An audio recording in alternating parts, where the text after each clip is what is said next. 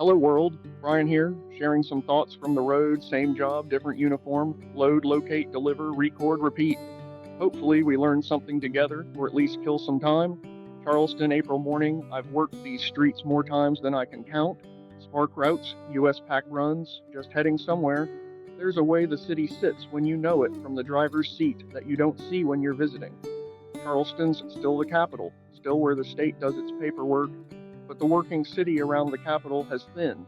You can see it in the buildings, built for more people than live here now, more storefronts than have signs on them, more sidewalks than have anybody on them at the hours you'd expect somebody to be there.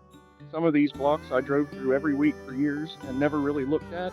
Now I'm looking. I wish I could have seen these roads when they were more full of life. Thank you for riding with me. We are in this together. Keep going.